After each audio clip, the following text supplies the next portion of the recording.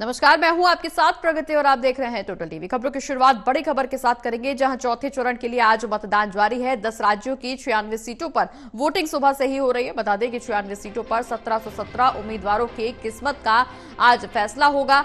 17.70 करोड़ मतदाता आज वोटिंग करेंगे। सुबह 7 बजे से शाम 6 बजे तक ये वोटिंग जारी रहेगी। यूपी में 13 लोकसभा सीटों पर आज मतदान हो रहा है। बता दें कि शाहजहांपुर, लखीमपुर खीरी और धौरहरा में भी मतदान हो रहा है। वहीं सीतापुर, हरदोई, मिश्रिक और उन्नाव में भी मतदान सुबह से जारी है। फर्रुखाबाद, इटावा, कन्नौज लोकसभा सीट पर भी मतदान हो रहा है। वहीं कानपुर, अकबरपुर, बहराइच लोकसभा सीट पर भी मतदान सुबह 7 बजे से जारी है।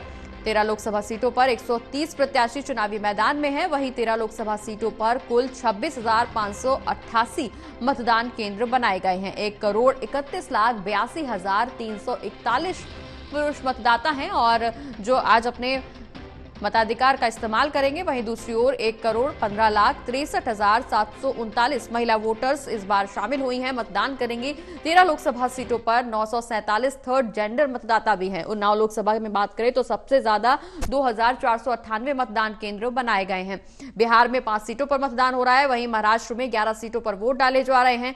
पश्चिम बंगाल की 8 सीटों पर भी वोटिंग है। उत्तर प्रदेश की बात करें तो 13 सीटों पर सुबह से ही चौथे चरण के मतदान के दौरान वोटिंग देखने को मिल रही है। कुल मिलाकर 10 राज्यों की 96 सीटों पर वोटिंग हो रही है। 6 बजे तक वोट डाले जाएंगे और इस बीच चुनाव आयोग की तरफ से भी तमाम व्यवस्थाएं की गई हैं वोटिंग को लेकर के।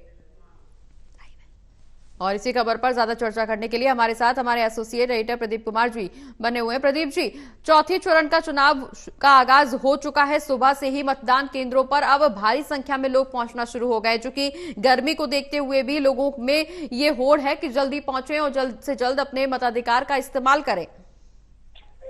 और देखिए, बिल्कुल एक बड़ा चुनावी मुकाबला, चौथे चरण का मुकाबला पूरे देश में अलग अलग विधानसभा सीटों पर भी कई राज्यों में जब वोटिंग हो रही है तो कई राज्यों की 10 राज्य हैं जहां पर लोकसभा सीटें दांव पर हैं। 96 सीटों का ये मुकाबला इस चरण में काफी महत्वपूर्ण मुकाबला बनकर उभर रहा है। लिहाजा अगर देखें तो लोगों का उत्साह है और सुबह सुबह वो जल्द से जल्द अपना वोट जरूर डालना चाहेंगे, क्योंकि पिछले 3 अगर चरणों की बात करें तो वोटिंग परसेंट को लेकर बड़े सवाल उठे हैं। तो ऐसे में ये वक्त ऐसा है जब वोटिंग परसेंटेज की समीक्षा होती है और जल्द से जल्द लोग अपना वोट कास्ट करना चाहेंगे। 7 बजे से मतदान शुरू है। लंबी कतारें भी खबरें आई हैं अलग अलग जगह से। तो ये जरूर है कि अब वोटिंग परसेंटेज जब 9 बजे का आंकड़ा आएगा तस्वीर थोड़ा साफ होगी। लेकिन इतना साफ है कि एक बड़ा मुकाबला इस वक्त चल रहा है और जिस तरीके से मुकाबला आगे बढ़ रहा है इसमें उतार चढ़ाव भी देखने को मिलेंगे। जिस वक्त यहाँ पर ये चौथे चरण का मुकाबला और जिस तरीके से इस मुकाबले में चुनाव आयोग ने बताया है कि करीब 17.70 करोड़ मतदाता है जो मतदान करने वाले हैं। इसके लिए 1,92,000 पोलिंग स्टेशन बनाए गए हैं। इसके अलावा जिन चरणों में हम देख रहे हैं 96 लोकसभा सीटों पर मुकाबला है। तेलंगाना की सभी 17 सीटें, आंध्र प्रदेश की सभी 25 सीटों पर मतदान हो रहा है। 10 राज्यों और केंद्र शासित प्रदेशों की 96 सीटें हैं जहां पर ये मुकाबला चल रहा है। तो इसी चरण में आंध्र प्रदेश की 175 विधानसभा सीटों और उड़ीसा की विधानसभा सीटों पर भी मतदान हो रहा है।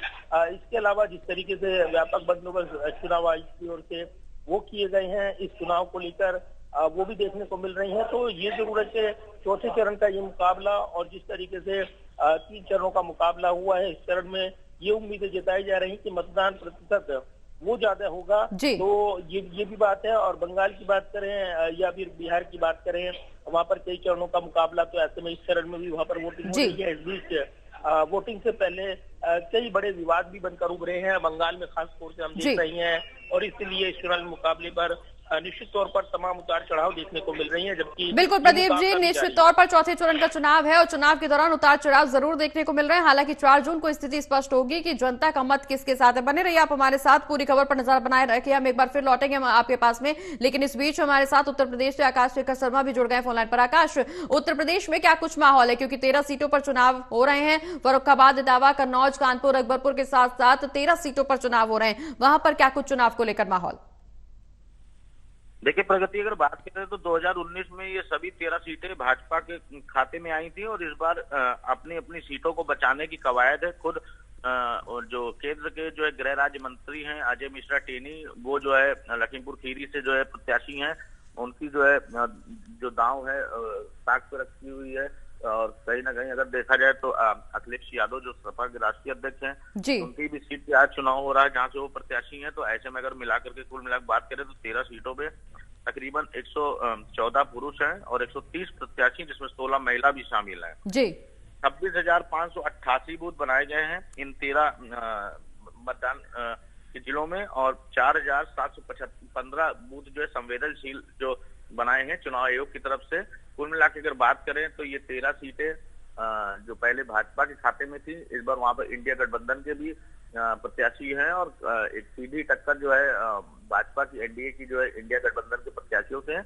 लेकिन वक्त 4 जून को बताएगा जिस समय मतगणना होगी। बिल्कुल आकाश, इस दौरान खास बात ये भी है कि जहां एक तरफ उन्नाव में सबसे ज्यादा मतदान केंद्र बनाए गए हैं, वहीं दूसरी ओर अगर हम चर्चा प्रत्याशियों की कर रहे हैं तो अखिलेश यादव की किस्मत जो है वो सबसे ज्यादा दांव पे लगी हुई है। और अगर कुल मिलाकर के हम चुनाव की बात करें तो इस बार यादव परिवार के तमाम सदस्य चुनावी मैदान में हैं और उनकी सभी की किस्मत दांव पे है।